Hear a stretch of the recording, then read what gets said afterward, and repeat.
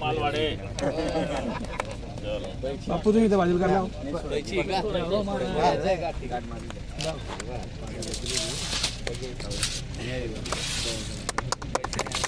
मग आलेले ना पाठी घे ना सर का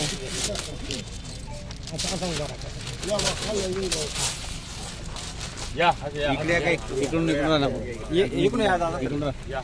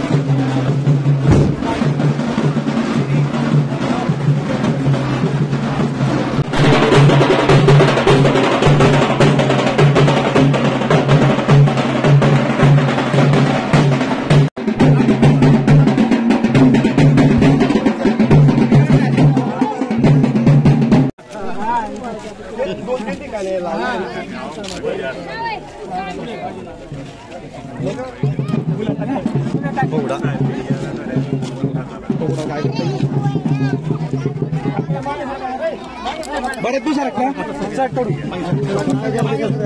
इकडे अण्णा काय नाही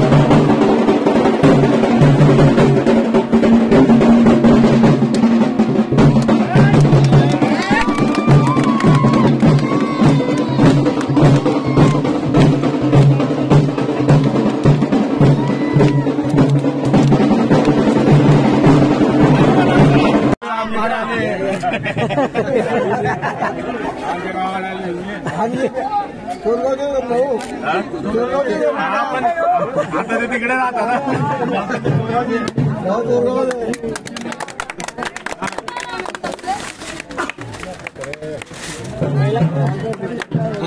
उभं राहा मागे थोडा एक जण नारळ एक जण वर काढा थोडा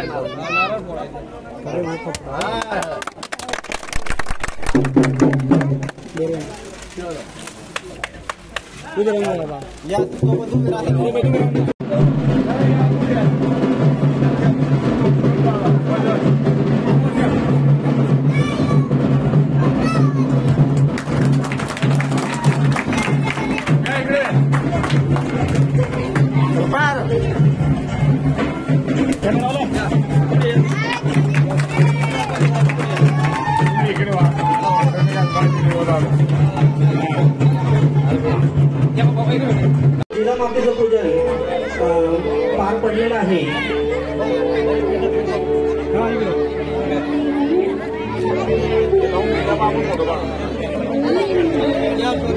दीप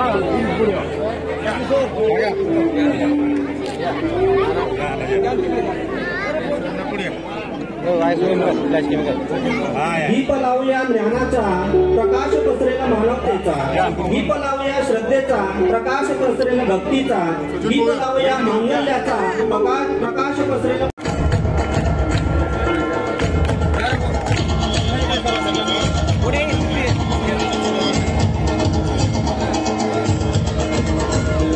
या ठिकाणी आपल्या सर्वांचे लाडके आपल्या जिल्ह्याचे पालकमंत्री नामदार गुलाबरावजी पाटील साहेब यांचा सत्कार होत आहे.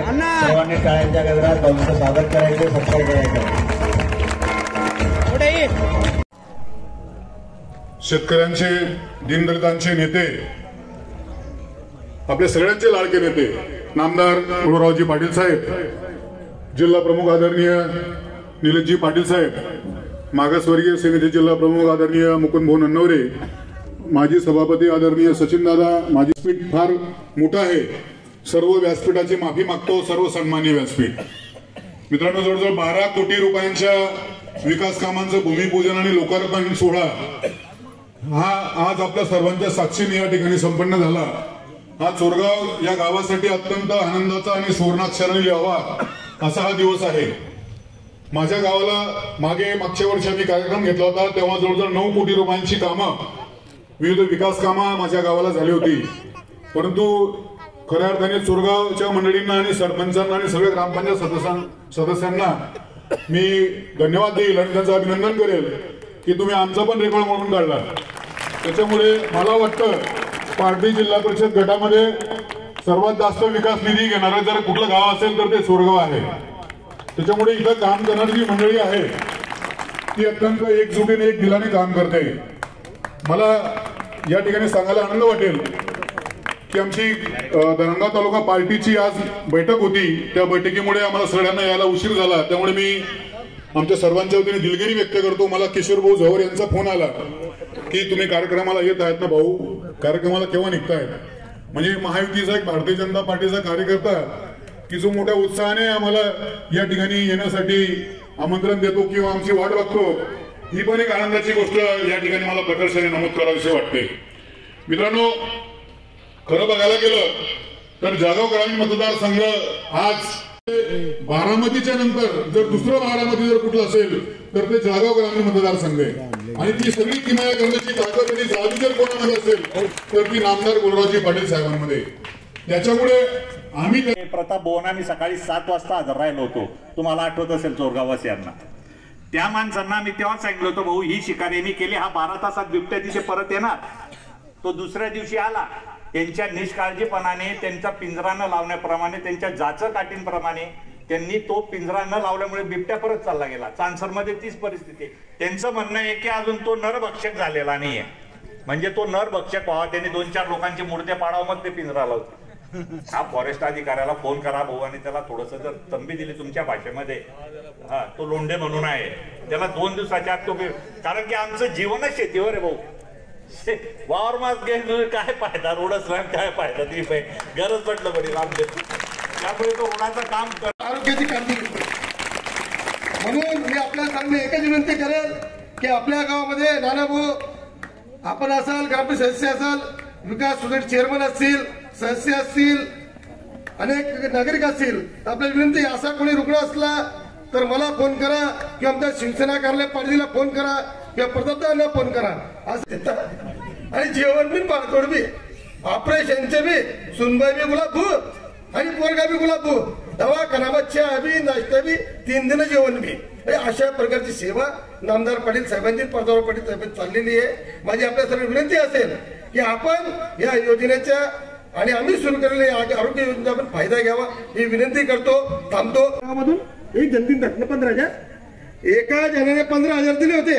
नाना बुमाला म्हणे 15,000 दिले, 15,000 शिवराज म्हणे. आता नाना बुवा आता जो बी ना डायरेक्ट शिबिर म्हणा. आता मी 1,600 लोकांचं काम केलंय आणि आपल्या गावात जवळपास 4 लोक आहे. नाना भाऊ 4 लोकांचे सर्टिफिकेट आहे.